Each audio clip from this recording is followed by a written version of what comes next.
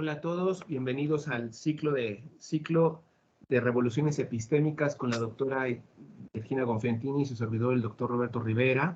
El día de hoy vamos a tener un conversatorio, Virginia Gonfiantini y yo, que somos grandes amigos y colegas, sobre todo para conversar y platicar sobre estas cuestiones de las teorías de la complejidad y las nuevas derivaciones que existen.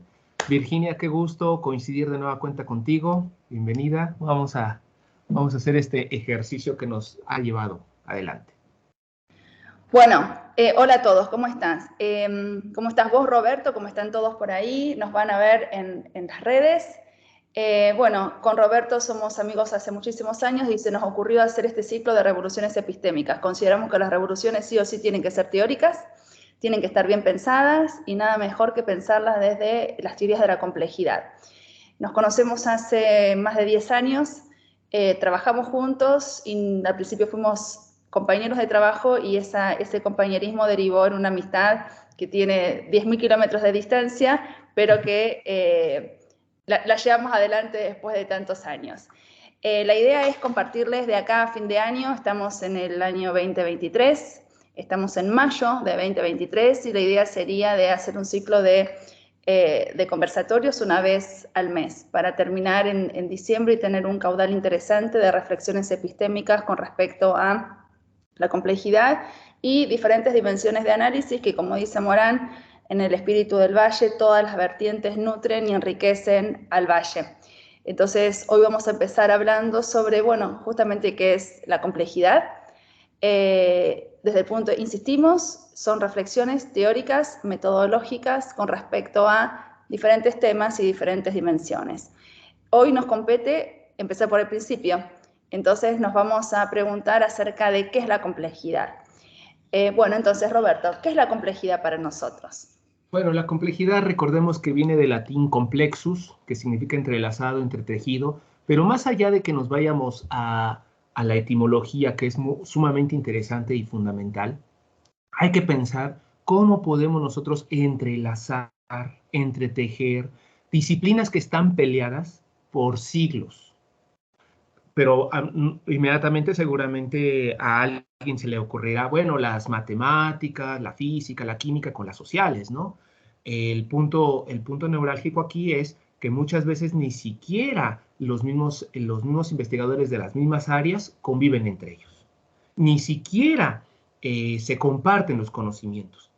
Difícilmente un pedagogo lee cosas de un sociólogo de un biólogo, de un biólogo, de un físico. O sea, muy difícilmente ocurre eso. Y a pesar de que estamos con los discursos de la modernidad y la posmodernidad, donde todo empieza a caber y todo empieza a entrar, una cosa es leerlos y otra es comprenderlos. Y otra diferente, que sería un tercer escaño, sería emplearlos en argumentos teóricos.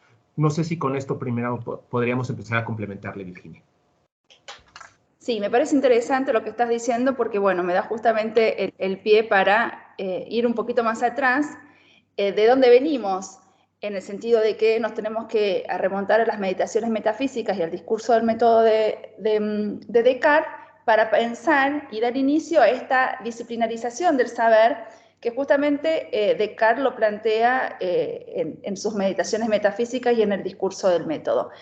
Que era una primera revolución epistémica en esta modernidad que se estaba iniciando. Recordemos que Descartes escribe sus textos en el siglo XVII, en el 1600 y piquito, y ahí, bueno, la revolución epistémica deviene de la superación de la concepción antigua y medieval que se tenía del conocimiento. Este saber filosófico de la Edad Antigua y este trivium y este quadrivium de la Edad Media devienen en concepciones científicas con una nueva concepción, una primera figura epistémica que está vinculado a este concepto de disciplinarización del saber. Esta disciplinarización del saber que se empieza a construir a partir de recortes del universo, de esta fragmentación del universo epistémico en diferentes disciplinas. Y recordemos, ¿qué son las disciplinas? Bueno, las disciplinas están constituidas por un objeto y un método que le es propio para poder abordar ese objeto de estudio. La base, como dijimos, tiene que ver con el discurso cartesiano de poder aprender comprender y estudiar al conocimiento, a la cosa, para que esas ideas sean claras y distintas. ¿Recordamos cuáles son esos pasos del discurso cartesiano para poder conocer la cosa clara y distintamente? ¿Cuáles eran esas 4 reglas del método, Robert? Bueno, las reglas del método, ahora sí nos tenemos que ir al libro. Eso es lo bueno de tener acá la biblioteca a la mano. Las reglas del método, según Descartes, pero antes de que, ahorita que lo encuentre, hay que hacer una acotación. Cuando Descartes escribe el discurso del método, él lo escribe como una reflexión propia, sobre todo es una reflexión personal. Nunca tuvo la intención de que esto se sumara a las universidades, a las facultades y demás, sino que es una reflexión propia que la publica, la comparte con los lectores que estaban en el momento, en el tiempo, y en respuesta a las críticas que él recibe, escribe Meditaciones Metafísicas. Lo interesante y trascendente del discurso del método es de que tanto Newton como Descartes nunca desconocen la existencia de Dios. De hecho, no es un tema de debate. No es un tema de debate porque, al contrario, las matemáticas, recordemos que Descartes inventa lo que es la geometría analítica y Newton lo que es el cálculo integral y diferencial, junto con Leibniz, que es otra historia. Recordemos que es el lenguaje que utiliza, y de hecho se quedó plasmado con la idea de Galileo, las matemáticas eran el lenguaje de Dios, ¿no? Para comprender a Dios. Más que entremos a cuestiones teológicas y demás, el detalle que yo quiero resaltar aquí es de que la disciplinarización que estás mencionando, Virginia, sucedió en respuesta a los seguidores de Descartes y de Newton. No fue porque ellos lo comenzaron, ¿no? Que eso es lo más importante. Y las reglas del método dice: primero, no admitir como verdadera cosa alguna que no supiese con evidencia que lo es decir, evitar cuidadosamente la precipitación y la prevención y no comprender en mis juicios nada más de lo que se presentase tan clara y distintamente a mi espíritu. Segundo, dividir cada una de las dificultades que examinaré en cuantas partes fuere posible y en cuantas requiere mejor solución. Tercero, conducir ordenadamente mis pensamientos, empezando por los objetos más simples y los más fáciles de conocer. Y la cuarta, llegase a estar seguro de no haber omitido nada. Entonces es una revisión completa, transversal, que ahí es donde empieza el primero, me voy a hacer un salto cuántico, el primero de los mitos de la complejidad, que se supone y se infiere que complejidad es un sinónimo de transversalidad. ¿Por qué? Porque como repito, estamos en la época de la modernidad, estamos aludiendo a que ahora tiene que haber un encuentro con todas las disciplinas, pero nunca nos dicen en qué condiciones. Y nos regresamos nuevamente a la ilustración, ¿no? Con esta parte que estaba señalando, Virginia. Cuando empieza esta cuestión de las disciplinarizaciones, aparece lo que es el debate de las dos culturas, donde latentemente separan lo que es el conocimiento científico del dogma religioso. Ahí es una de las rupturas más fuertes. ¿Por qué? Porque la filosofía, como una de las primeras ciencias más consolidadas de la humanidad, queda en el baúl de los olvidos. Exactamente, y este discurso del método, estas reglas para poder conocer clara y distintamente la idea, en ser evidentes, en no emitir ningún error, en no olvidarnos a ninguna, en este conteo y en este ordenamiento, es el primer pilar del discurso de la modernidad clásica, que después Comenio lo va a llevar al discurso de la pedagogía y de la educación de la época, porque tanto Comenio como Descartes son contemporáneos y en menos de 20 años el primero, Descartes, escribe el discurso del método y Comenio escribe la didáctica magna, dando inicio a todo este edificio teórico denso, universal, objetivo, determinista y homogéneo de la modernidad clásica, y tenemos que esperar después 100 años más para que Newton, tomando los aportes de Descartes, pueda construir su método científico. Este método científico que lo plantea en las Principias Matemáticas, en donde también plantea la observación, la problematización, la hipotetización y la formulación de leyes universales para poder conocer clara y distintamente a esta idea que ya Descartes había planteado en el discurso del método. Lo trascendente de ese punto, Virginia, es de que se empieza a tomar cual receta de cocina la metodología. O sea, exactamente. Y de hecho, todos los manuales de metodología, por lo menos en México, porque para los que nos están tratando de ubicar, Virginia está en Argentina, yo estoy en México, entonces todos los manuales de metodología, de hecho, hablar de un manual de metodología ya es decir, usted sujétese a estos cánones. O sea, cuando la metodología es altamente relativa y no lineal, pero también lleva ciertas reglas. O sea, Claro. frente a un relativismo que tiene normas. O sea, en realidad no es tan relativa. Por supuesto, y aparte porque queda plasmado desde el punto de vista de una cientificidad sin lugar a dudas en el positivismo del siglo XIX. Y a partir de ahí se inaugura el siglo XX y ahora vamos a ver cómo esta disciplinarización del saber científica que comienza con Descartes, que sigue con Newton, que se plasma en la educación con Comenio, se cientifica al máximo con Comte y todos los funcionalistas y positivistas del siglo XIX, dando también origen desde esa cientificidad a la antropología como ciencia, después lo va a hablar Roberto porque él es antropólogo, a la psicología como ciencia vinculado a estos pasos rígidos, estímulos, respuestas, estímulos condicionantes, respuestas aprendidas y adquiridas, error, que tiene que ver justamente con esta cuestión de seguir controlando la conducta con postulados matemáticos, con postulados que no pueden, justamente, es decir, las instituciones de la modernidad lo que hicieron fue controlar la conducta en todos los niveles de estos ciudadanos de la modernidad clásica, pero vamos a ver que, como nosotros llamamos las rupturas epistémicas de principios del siglo XX, el siglo XIX termina con dos mentes brillantes que empiezan a cuestionar todo este edificio teórico heredado. Justamente es Freud desde el psicoanálisis con la invención del inconsciente y Einstein desde la física y desde la matemática revisando, tomando a Newton como base, pero revisando los postulados de Newton y con la relatividad. Tenemos que considerar acá un punto importante. No estamos criticando el discurso de la modernidad clásica porque nosotros somos hijos de esta modernidad clásica, sino que estamos haciendo un recorrido sociohistórico para revisar por qué hoy nosotros tenemos que revisar nuestras categorías de análisis. No porque los antiguos se hayan equivocado, no porque los modernos se hayan equivocado, sino porque nosotros hacemos una transversalización sin considerar los objetos y los contextos. Y eso sí es mea culpa, es nuestra culpa de que estamos descontextualizando categorías, teorías, autores, desconsiderando justamente en este contexto postmoderno cómo tenemos que revisar esas categorías de análisis.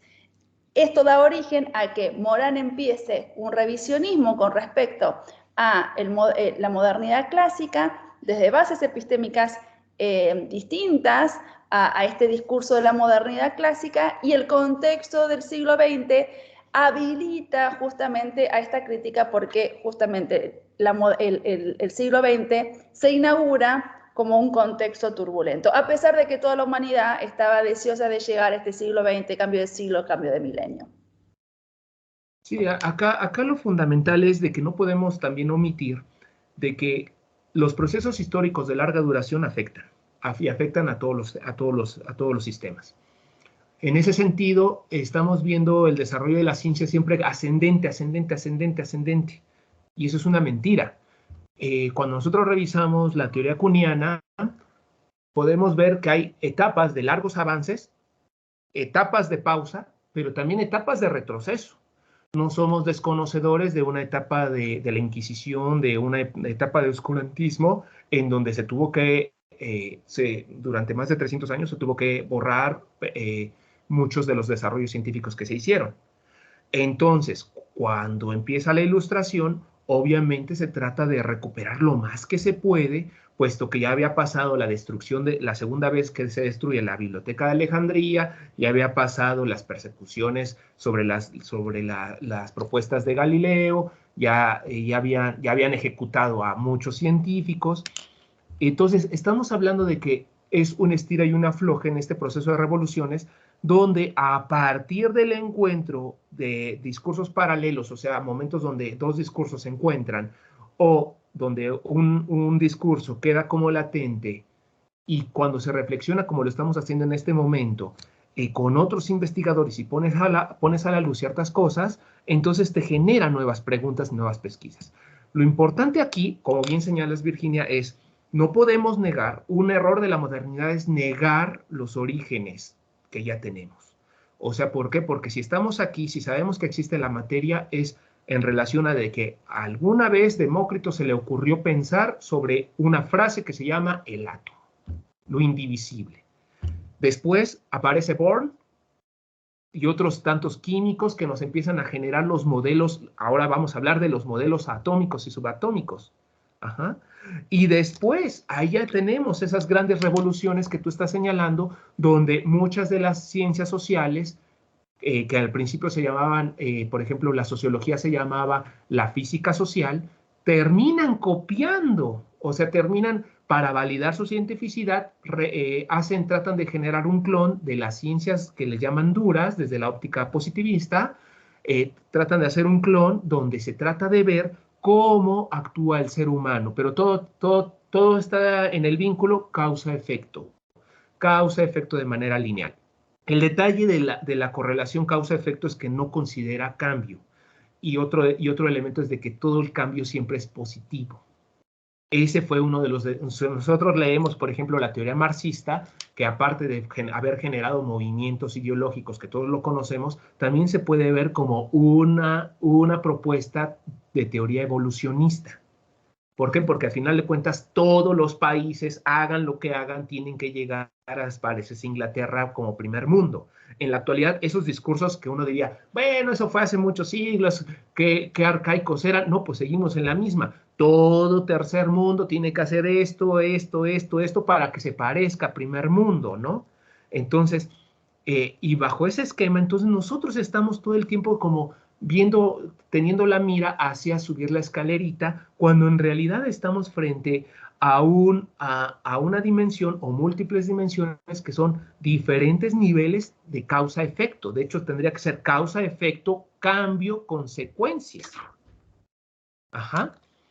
En ese sentido, cuando nosotros estamos, las ciencias sociales recuperan lo que son la base cuantificable para validar sus propias investigaciones, pues lo único que hace es, poco a poco va delegando el papel del sujeto.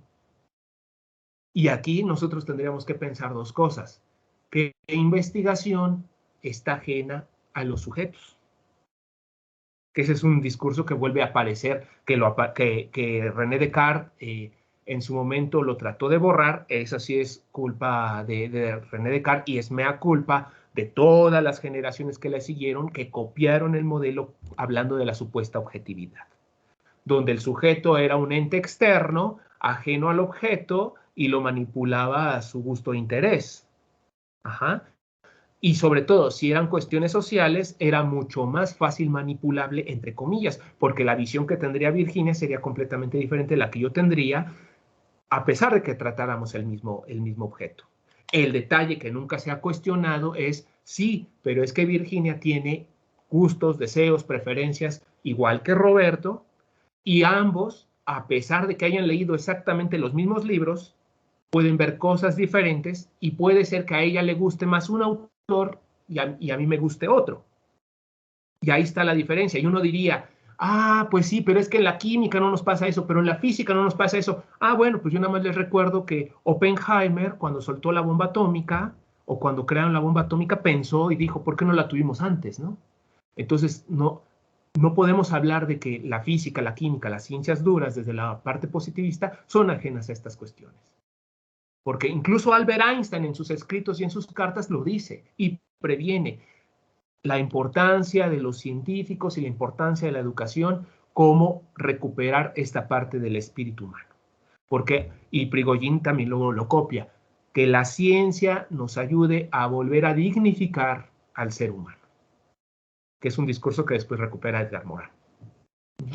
Sí, por supuesto. Acá hay dos cuestiones que me parecen interesantes que está planteando Roberto. Primero, estos saltos cuánticos que a nosotros nos gustan mucho, que nos tenemos que ir a Heráclito para pensar el primer concepto de devenir, todo cambia, nada permanece.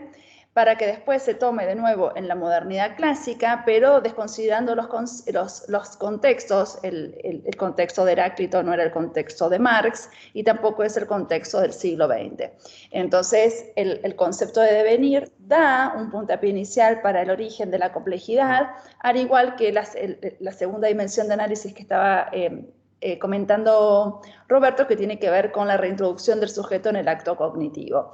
Esto creo que estos dos conceptos dan inicio al siglo XX, que los toma tanto Einstein como los toma Freud, y a partir de ahí, Freud desde las ciencias sociales y Einstein desde las ciencias duras, bueno, seguimos con esta dicotomía entre ciencias duras y ciencias blandas, pero todos los físicos, químicos y matemáticos desde el fin del siglo XIX y durante todo el siglo XX empiezan a constituir justamente con una nueva categoría de análisis que interviene de forma decisiva en el mundo de la ciencia, que tiene que ver con el azar, con el caos, con lo indeterminado, con estas categorías devinientes en cosas que no se pueden controlar físicamente y que tienen que ver con otra concepción de ciencia vinculada a esto que no se puede controlar con la lógica clásica de Aristóteles y sí se puede estudiar y controlar con lógicas no lineales. Entonces acá aparece otra dimensión de análisis que tiene que ver con el concepto de sistemas complejos, que va a dar inicio a la física cuántica determinante, a la física cuántica, a las teorías de la comunicación y a las teorías de la información, que son determinantes para la construcción del discurso de la complejidad de Edgar Morin. Es que aquí se vuelve sumamente interesante también, Virginia, rescatar esto, que cuando empieza el siglo XX, a los pocos años, ya veníamos de las guerras napoleónicas del siglo XIX, ya veníamos de la parte del colonialismo del siglo XVII hasta el siglo XIX, ¿no? Que terminó precisamente con la Primera Guerra Mundial, la etapa, digamos, pública del colonialismo. De hecho, en sus escritos, Ilich Lenin habla del superimperialismo, que es una fase que ahora le llamamos globalización.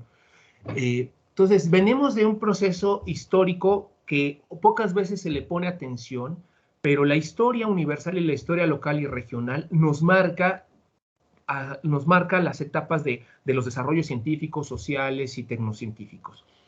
El punto que quiero llegar es de que cuando nosotros nos introducimos al siglo XX, que es el cambio, que es el esperado cambio de siglo, el momento donde la geopolítica está en otra dimensión, el detalle fundamental es, como bien lo está señalando, empiezan a aparecer detalles que la ciencia clásica no puede responder. Entre esos detalles empieza a aparecer la cuestión de la teoría cuántica. Pero ¿cómo aparece la teoría cuántica? No es de que de repente llegó y como el COVID y llegó para quedarse, sino que ya estaba ahí.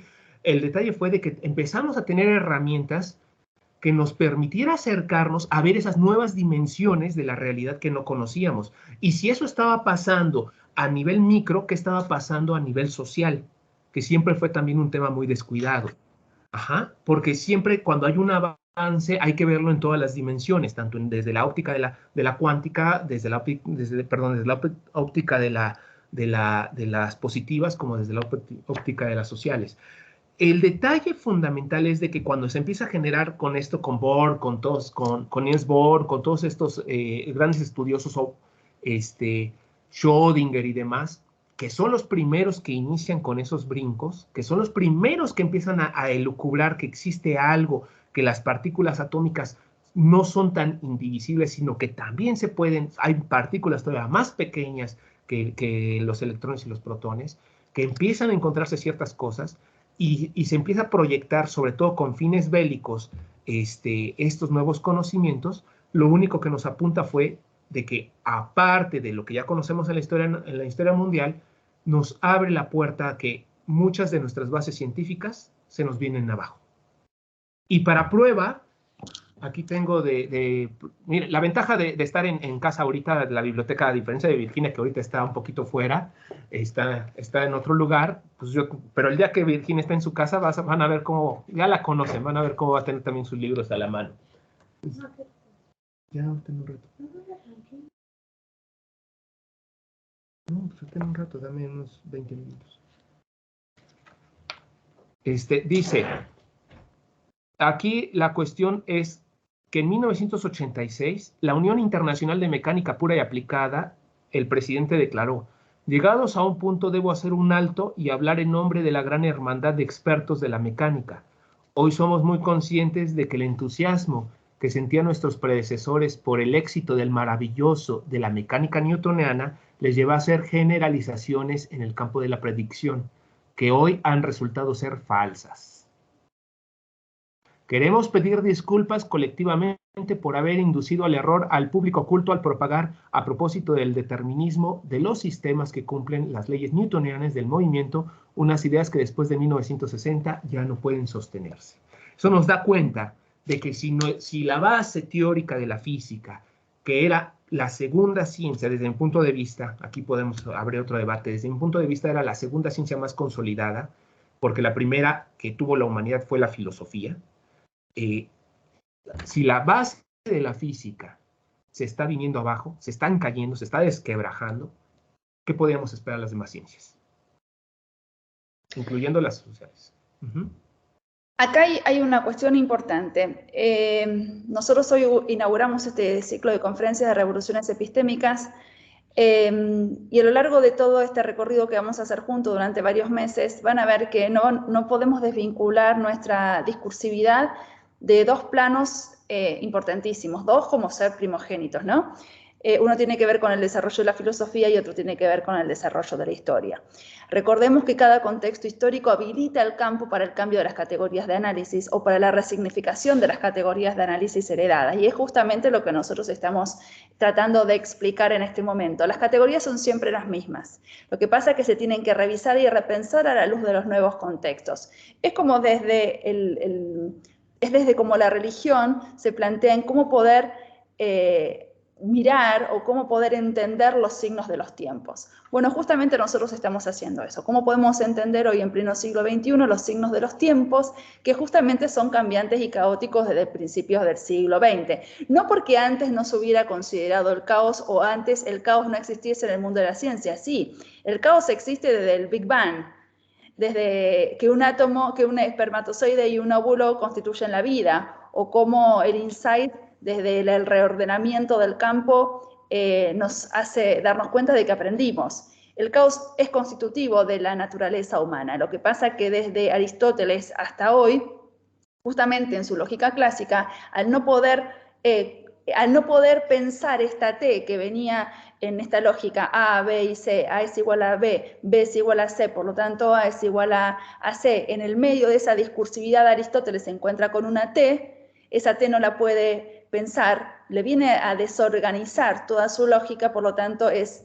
el comienzo de la lógica clásica con ese tercero excluido. Y ahora vamos a ver cómo ese tercero excluido en la lógica clásica en el siglo III a.C., Nicolescu, en plena década del 70 del siglo XX, lo reincorpora con el tercero incluido en su lógica para pensar una de las características principales de la transdisciplinariedad, dimensión constitutiva del pensamiento complejo, porque la transdisciplinariedad es la tercera figura epistémica que nosotros conocemos a lo largo de la historia.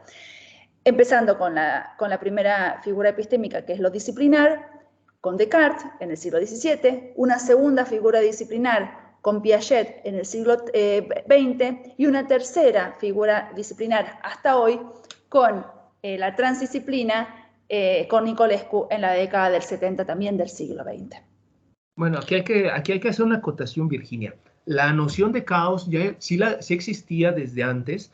No olvidemos que hay un poema, ahorita se me fue el nombre del autor, pero sí habla de la existencia del caos. De hecho, el orden del universo, no olvidemos al Timeo en Platón, donde él habla de cómo es que se organizan los dioses, cómo es que los dioses centrales se organizan para poner un orden. Y otra cosa, aquí ya nos extrapolamos a las ciencias sociales, la sociología, la antropología. Todas las culturas del mundo reconocen que antes se vivía en una situación mítica, caótica, y que tuvo que pasar un cisma, un momento evencial, un drama social que provocara establecer los órdenes, y por esa situación se tienen que hacer constantemente los rituales religiosos, las ceremonias y otra serie de prácticas que ahora las vemos de manera convencional porque son parte de nuestra vida. De hecho, por ejemplo, el ritual católico, las 4 etapas del Pentecostés, la Pascua y demás, hablan de reordenar eso, ¿no? Hablan de esos órdenes. Entonces, esa primera lógica. Entonces, que el detalle, como bien señalas, la cuestión del caos estaba borrada o estaba debajo del tapete porque contradecía la correlación causa-efecto, eso es fundamental, porque al introducir la noción de caos, aquí nos abre la puerta a dos dimensiones. No solamente nos da la oportunidad de ver una nueva ventana o un nuevo universo, qué pasa con la aleatoriedad, pero también nos recuerda que todas las investigaciones desde la óptica de la disciplinaridad, todas las investigaciones que sean fallidas, entonces son estorbosas. ¿Por qué? Porque siempre exhibimos las investigaciones que lograron aportes. Y cuando ese aporte resultó por un error, pues se maquilla la historia y se saca que fue un aporte. Pero si no hubiera logrado haber un aporte en ese error, se considera una pérdida de tiempo desde la óptica disciplinar. Y por lo mismo se trata de ocultar a lo más de que se perdió el tiempo haciendo eso, cuando en realidad es un discurso contrario. Es señalar, usted no siga, es decirle al público general, decirle al público científico, es usted no siga este camino porque va a llegar a este puerto que no tiene fondo, ¿no? O va a llegar a este barril sin fondo. Ese detalle. Ahora, aquí con estas cuestiones que nosotros estamos ahorita presentando, Virginia, hay que también señalar que hablar de complejidad no es hablar de un relativismo.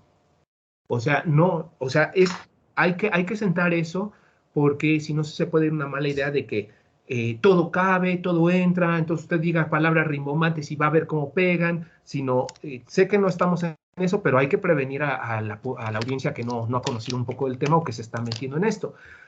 Hablar de complejidad tiene 2 detalles. No todos los fenómenos entran, o sea, no todos los fenómenos son complejos, y la segunda, no es un relativismo de que puedo meter todo en el mismo baúl. De ahí que, por ejemplo, cuando nosotros hablamos del tercero incluido de Nicolescu, sí perfectamente podemos hablar del principio de complementariedad de Prigogine, pero es porque hay bases teóricas análogas. Es que ese es el punto, que cuando uno se meta a estudiar complejidad tiene que buscar bases teóricas análogas y no nada más hacer las extrapolaciones porque suena bonito, porque creo que así va, bueno, sí, ok, suena bonito, crees que así va, pero ¿cuál es el sustento teórico que le da, que permite esa extrapolación, ¿no? Que permite la construcción de esos isomorfismos, que ahí está el principio de las lógicas no clásicas, que a partir de nuevas formas de pensamiento nos permite brincarnos a otras áreas, pero no el hecho de haberte brincado a otras áreas significa que las estás comprendiendo y significa que son pertinentes. No, totalmente. Esto es importantísimo, que no todo es complejo, que la complejidad es una dimensión de análisis, es una epistemología y no un adjetivo calificativo, que no todo es relativo, que no todo es subjetivismo y que tampoco es todo azaroso, porque si no hay una imposibilidad epistémica de poder pensar. Entonces, la invitación es a pensar. La invitación es a pensar desde bases epistémicas. La complejidad es una teoría del conocimiento, por lo tanto, es un desarrollo epistémico filosófico, no es un adjetivo calificativo. No podemos decir que, no podemos hacer similitudes entre que la complejidad es algo caótico, es algo dificultoso, es algo complicado. No, la complejidad es una teoría de conocimiento. Al ser una teoría de conocimiento, constituye una dimensión epistemológica fundante de una filosofía. ¿Qué son las filosofías? La filosofía es una ciencia que se encarga principalmente de estudiar cómo conocemos y cómo ese conocimiento, esa relación sujeto-objeto, ha ido cambiando desde el surgimiento mismo de la filosofía en el siglo V a.C. en la polis ateniense, y que por lo tanto es una construcción sociopolítica, cultural e histórica. ¿El hombre ha conocido a lo largo de su historia? Sí, desde el minuto 1 de que surge el hombre en la Tierra. Siempre ha ido conociendo. Ahora, ese conocimiento ha ido cambiando, primero mitológicamente, religiosamente, después con el logos, después de nuevo con la religión y después a partir de la ciencia en la modernidad clásica. Entonces, lo que nosotros queremos invitarlos a pensar con Roberto a partir del día de hoy, con este ciclo de revoluciones epistémicas, es tratar de comprender explicar, a aprender y aprender juntos también, porque esa es la idea, de que a lo largo de la historia el hombre conoció y conoció de modo distinto y cómo hoy, en pleno siglo XXI, nosotros tenemos que poder empezar a pensar desde las fronteras del conocimiento. Pero también que es un vaivén, o sea, porque que es un vaivén de volver a revisar esos mitos, de volver a revisar esas creencias religiosas, de volver a revisar esas bases de la ilustración, del oscurantismo y demás, porque pueden haber cosas que otros las dejaron pasar, porque todos ya pasaron por ahí y puede que no hayan visto un pequeño detalle. O sea, es volver a revisarlo, pero también es aquí, hay que hacer dos distinciones. No se trata de volverse bibliotecas andantes, sino se trata de cómo generas las correlaciones entre los encuentros dialógicos o los encuentros horizontales entre una disciplina con otra. Cómo combinas la pedagogía con la física, con la antropología, por ejemplo, ¿no? Que es un ejercicio que tú y yo hemos hecho bastantes veces. Y otra cosa más, ciertamente se habla de la teoría de la complejidad, pero la teoría de la complejidad incluye una gama de teorías. Es análogo a decir, es la teoría N, que es la que ahorita está en boga y que fue el pretexto de la entrega del último premio Nobel en el 2021, ¿no? 2021, 2022, 2022. Fue la teoría N, o lo que sería la teoría de cuerdas, es un cúmulo bueno, de hecho la teoría de cuerdas forma parte de la teoría N. Es un cúmulo de teorías, al igual que la complejidad. Cuando nosotros hablamos de complejidad no es una sola. También hay que romper ahí un mito, ¿no? Que generalmente se asocia complejidad igual a pensamiento complejo. No, no es cierto.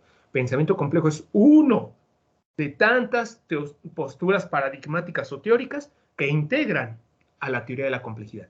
De hecho, lo correcto sería decir teorías de la complejidad, pero a muchos les genera como revuelo eso. Entonces, el acuerdo general es, bueno, hablemos de una teoría que incluye teorías. Eso sería esta parte. Donde, como bien señala Virginia, el hecho de que la invitación aquí es a reflexionar, a hacer recibir comentarios, recibir también recibir personas que nos acompañen, otros críticos y demás, porque ese es el motor de las revoluciones científicas, en todo momento. Y las teorías de la complejidad o la teoría de la complejidad no está en contra ni del paradigma simplificador, ni del motor de las revoluciones científicas, y sí está a favor de vamos a buscar nuevos avances teóricos, tecnocientíficos y demás desarrollos a partir de que descubrimos que el mundo ya se comprende de otra manera. Sí, creo que esto es fundamental. Nosotros lo que queremos dejar en claro es que estamos haciendo un ejercicio de pensamiento, es decir, el verbo es pensar, el verbo es repensar y hacer un revisionismo histórico. No todo lo pasado fue malo, porque justamente lo que necesitamos hoy en el siglo XXI, y como dice Morán en El espíritu del valle, la verdad que es un texto, para mí fue uno de los más difíciles de poder comprender de Edgar Morán, porque justamente hace uso y abuso de la epistemología, si cabe la palabra epistemología oriental, del pensamiento oriental, de la tradición religiosa oriental en el Tao, en donde todas las vertientes confluyen para el enriquecimiento del valle. No todo lo pasado fue malo, por lo tanto ustedes nos van a escuchar, a Roberto y a mí, hablar de lo mitológico, de ir y venir con el Timeo, de ir y venir con la metafísica aristotélica, de tomar los aportes de Santo Tomás y de San Agustín. ¿Por qué? Porque hoy es necesario, y acá vamos a volver a tomar dos autores, Morán y Boaventura de Sousa Santos, cuando habla del pensamiento del sur o de las epistemologías, también en plural, del sur. No es una cuestión de nomenclatura y no es una cuestión de coherencia y de cohesión hablar de epistemología o de epistemologías. No, cuando hablamos en plural estamos hablando justamente de la multiplicidad de epistemologías que deberíamos considerar hoy en pleno siglo XXI para poder abordar la relación sujeto-objeto del conocimiento. No podemos ser necios de que todo lo pasado fue malo y tampoco podemos ser necios de que el único conocimiento es el occidental, el único conocimiento válido hoy es el occidental del cristiano, porque ya sabemos que desde Occidente y cristianamente desde el siglo XV nos estamos comiendo la madre tierra. Entonces, ¿cómo poder hoy, en pleno siglo XXI, recuperar lo mitológico, lo religioso, lo ancestral, lo original, lo nativo, lo occidental, lo oriental. ¿Para qué? Porque en esa riqueza nosotros vamos a poder enriquecer nuestra relación con el conocimiento, que lejos de ser subjetivista y objetiva, es crítica y es compleja. Exactamente. Ahí está el punto, ¿no? O sea, bien estás tocando que cuando hagamos estos recorridos vamos a encontrarnos de todos, San Agustín, Santo Tomás y otros autores modernos, contemporáneos, anteriores, porque al final de cuentas, ¿quién diría que desde el Paleolítico ya se tenía noción de la existencia de los planetas? ¿Quién diría que desde el Neolítico se inventó, y ahí está la prueba de las pinturas rupestres, se inventó la idea de imágenes en movimiento, que ahora le llamamos películas?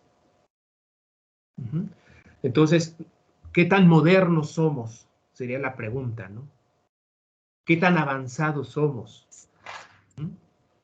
Más Tenemos que tomar desde el Australopithecus hasta hoy todo el concepto de homos y cómo este homos ha cambiado, estos diferentes homos han cambiado nuestra relación con la naturaleza y con el conocimiento.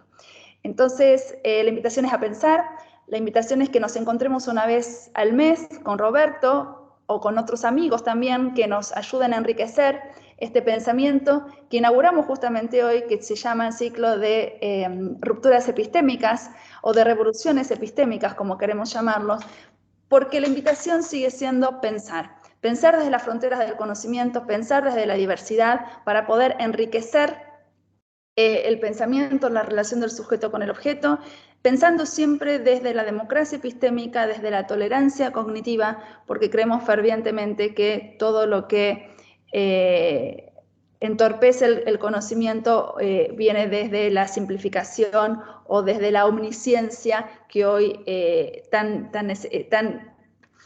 exhortada, pero que creemos que es tan nefasta, ¿no? Entonces, estos diálogos, este ciclo de conferencias de revoluciones epistémicas van a estar siempre pensadas desde la democracia cognitiva y desde la tolerancia epistémica. Robert, te queda a vos para cerrar este primer ciclo que por lo menos yo lo disfruté mucho, espero que los disfruten también ustedes, muy ricos, muy densos, muy teóricos, pero que nos van a ayudar a pensar. Bueno, pues como diría San Agustín, voy a hacer una de las confesiones, yo también lo disfruté. Este ciclo que se está grabando por primera vez, como dice Virginia, resultó de años que nos hemos conocido y que precisamente los días viernes nos sentábamos a tomar un mate, un tinto, un cafecito y discutimos, Virginia y yo, largo y tendido, porque aparte teníamos tesistas en común, tesis en común, artículos por hacer, libros por discutir, conferencias. Entonces la idea original nace dice Virginia, bueno, pues grabemos todo esto porque nos vamos a morir, no va a quedar nada. Y al final de cuentas recordemos que se nos recuerda por las cosas que dejamos, buenas o malas, sean estas, ¿no? Buenas o malas. Entonces, pues bienvenidos al ciclo de conferencias de revoluciones epistémicas, Argentina-México, Virginia Gonfiantini y Roberto Rivera, con un gusto de poder compartir con ustedes y llevar a cabo estos debates. Aceptamos sus críticas, sus comentarios. También nos interesaría que pudieran en algún momento ustedes incorporarse aquí en una reunión entre los tres o con alguno de nosotros dos. Y pues nos vemos la próxima. Virginia y yo tenemos esta plática todos los viernes, pero nada más se van a grabar una vez al mes, dada que luego estamos echando bromas y haciendo otros comentarios. Entonces, pues les mando un muy cordial saludo. Y pues Virginia, yo disfruté muchísimo este encuentro. Besos para Argentina, besos por allá a todos. Y pues un abrazo a la distancia a todos. A Argentina les mando un beso. Y estamos en contacto y seguimos adelante. Muchas gracias a todos los que nos apoyan, nos van a apoyar y nos van a escuchar. Un beso gigante desde Argentina y desde México para todo el planeta. Chao, hasta luego. Chao.